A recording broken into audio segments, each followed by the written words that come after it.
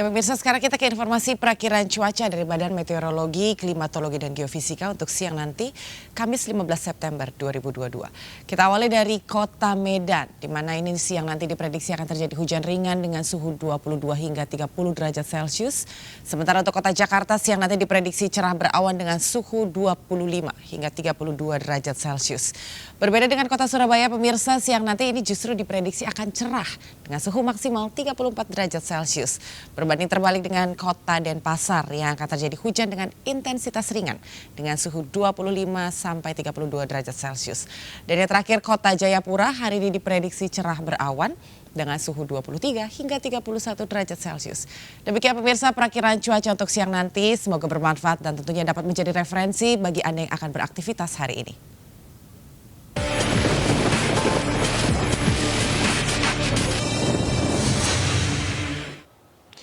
Bisa angin kencang disertai hujan lebat ini melanda dua desa di Kecamatan Pager Barang, Kabupaten Tegal, Jawa Tengah. Akibatnya ratusan rumah warga mengalami rusak dan sejumlah bangunan seperti pasar dan parkiran sekolah ambruk.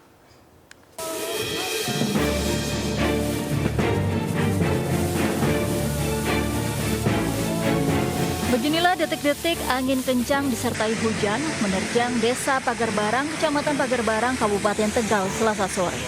Akibat puting beliung ini, beberapa bangunan rusak parah di bagian atap. Tak hanya itu, genteng dan seng pun porak-poranda akibat dihempas angin. Pasca kejadian, sebagian warga tengah berjibaku mengevakuasi puing-puing bangunan dan pepohonan yang rusak.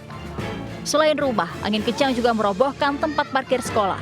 Beruntung saat kejadian, sejumlah siswa yang berteduh selamat dan hanya alami luka ringan.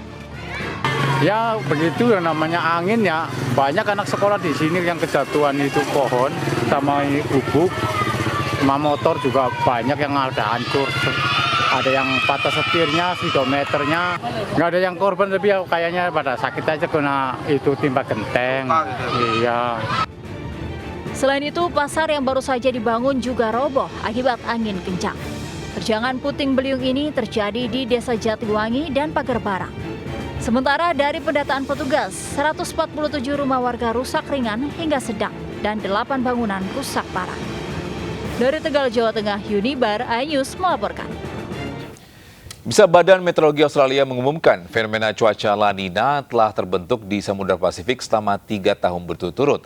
Apa saja ini dampaknya bagi Indonesia? Ya, ini pemirsa untuk membahas hal ini telah bergabung bersama kami saat ini melalui sambungan Zoom Bapak Bayu Dwi Aprinugroho selaku pengamat perubahan iklim dari Universitas Gadjah Mada Yogyakarta. Selamat pagi Pak Bayu, salam sehat. Salam sehat Pak Bayu. Selamat pagi Mbak Anggi dan Mas Togi. Iya salam Pak Bayu. Selalu. Iya, Pak Bayu, ini Badan Meteorologi Australia ini telah mengumumkan fenomena La Nina nih Pak Bayu, yang 3 tahun beruntun ini. Sebenarnya ini dianggap sebagian orang itu unik. Kalau menurut Pak Bayu sebenarnya seperti apa Pak? Ya, ini sebenarnya bukti bahwa perubahan iklim itu terjadi Mbak, nyata gitu ya. Dan sebenarnya ini adalah sebenarnya semacam siklus sebenarnya kalau bisa saya katakan gitu ya. Sebenarnya kejadian-kejadian kayak tadi ada angin puting beliung dan sebagainya itu sudah terjadi sebelum-sebelumnya. Tetapi mungkin karena siklusnya itu panjang gitu ya, jadi mungkin tidak terasa. Nah saat ini siklusnya itu jadi semakin memendek gitu ya. Jadi tadi juga Badan Meteorologi Australia menyampaikan bahwa 3 tahun ini akan kejadian, artinya apa? Jadi siklusnya itu jadi semakin memendek dan itu akan sering terjadi gitu ya. Seperti itu Mbak kira-kira. Ya, Pak Bayu, ini bagi mungkin pemirsa yang belum tahu apa sih fenomena La Nina dan mungkin berapa lama ini akan berlangsung? Oke, jadi La Nina itu kalau secara bahasa simpelnya atau bahasa sederhananya adalah musim hujan yang berkepanjangan. Jadi kalau normalnya musim hujan itu bulan Oktober sampai Maret, nah ini panjang gitu ya.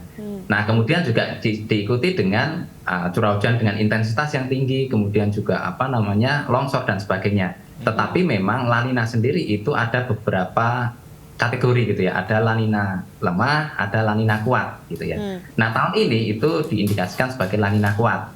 Artinya apa? Di situ dampaknya ini akan sangat terasa. Dan ini kita bisa sudah melihat itu dari bulan Mei sebenarnya. Dari bulan Mei itu kalau di Indonesia di Mei itu harusnya masuk pada musim kemarau sampai bulan September. Tetapi justru bulan Mei, Juni itu intensitas hujannya itu malah semakin tinggi gitu ya. Bahkan di beberapa daerah setiap sore hari itu malah intensitasnya sudah semakin tinggi gitu. Dengan curah hujan yang terjadi akhir-akhir ini, Pak Bayu, apakah ini bisa dibilang sebagai dampak dari fenomena La Nina ini bagi Indonesia sendiri, Pak? Ya, kalau di dampaknya sendiri kita bisa lihat ya secara umum, tetapi yang sebenarnya paling berdampak adalah di sektor pertanian, kalau boleh saya katakan. Jadi selama ini ada fenomena gagal tanam atau gagal panen gitu ya. Nah ini juga yang menjadi salah satu ancaman gitu ya, bahwa perubahan iklim ini nyata gitu ya, dan ini sangat berdampak di pertanian gitu ya. Kalau di secara umum tadi ada puting beliung di fasilitas umum akan rusak dan sebagainya, tetapi yang sebenarnya paling berdampak itu ada di bidang pertanian. Gitu. Ya, Pak Bayu, ini untuk mengantisipasi dampak dari La Nina ini apa aja nih? Iya, Pak. Ya, sebenarnya fenomena perubahan iklim itu kan disebabkan juga aktivitas dari manusia yang menghasilkan emisi gitu ya. Nah, itu kita juga harus bisa mengurangi itu. Kemudian itu yang pertama. Kemudian kalau misalnya sudah kejadian seperti ini, ya kita harus bisa menginformasikan kepada masyarakat gitu ya. Kita mengedukasi kepada masyarakat secara detail. Karena cuaca ini sangat dinamis dan sangat fluktuatif sekali. Gitu ya. Maksudnya apa? Antar satu daerah dengan daerah lain mungkin kondisinya berbeda. Kenapa beliung terjadi di Tegal, tidak terjadi di daerah lain misalnya seperti itu. Artinya apa? Itu sangat localized sekali gitu. Sehingga edukasi itu diperlukan secara lokal, secara detail sampai ke bawah gitu. Ya, kalau tadi Pak Bayu mengatakan bahwa daerah yang satu akan berbeda mengalaminya dengan daerah yang lain. Kalau di Indonesia sendiri yang paling merasakan dampaknya yang paling signifikan di daerah mana, Pak? Sebenarnya semua daerah merasakan sih, Pak.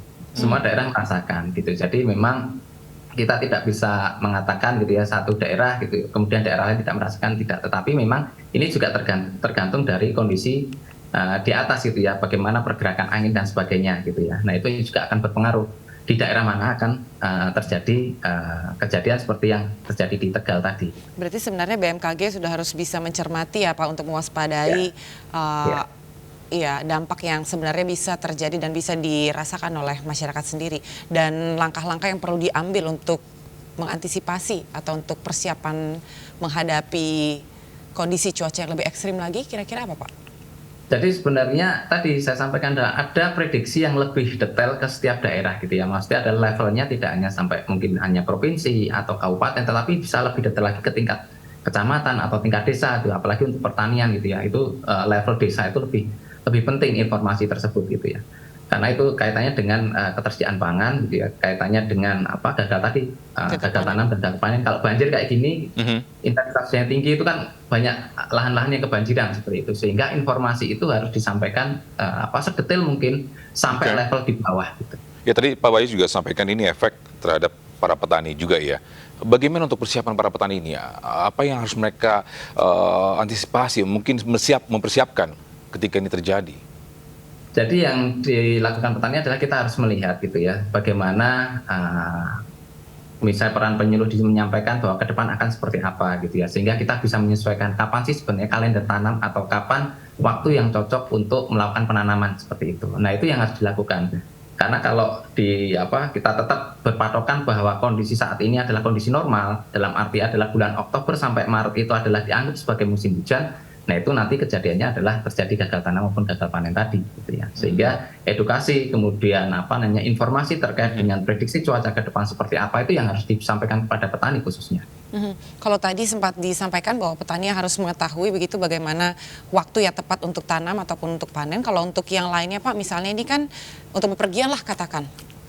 Untuk mereka-mereka yang senang bepergian atau untuk traveling yang perlu diantisipasi atau yang perlu dipikirkan apa Pak? Sama, jadi harus ada semacam informasi gitu ya, termasuk juga di situ ada peringatan dini atau early warning kaitannya dengan kondisi yang terjadi saat ini gitu ya. Karena selama ini gitu ya, kita baru kejadian, baru kita heboh gitu ya, sehingga yang diperlukan adalah suatu prediksi atau informasi yang ke depan tuh seperti apa gitu ya. Nah ini juga kaitannya dengan tadi yang saya sampaikan levelnya, jangan hanya kita berbicara, ke depan terjadi La Nina.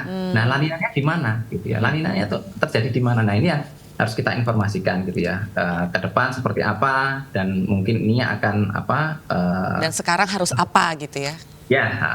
Oke, baik. Terima kasih Pak Bayu untuk informasinya selaku pengamat perubahan iklim dari Universitas Gadjah Mada Yogyakarta. Selamat pagi Pak dan terima kasih telah berbincang bersama kami. Salam sehat juga Pak Bayu.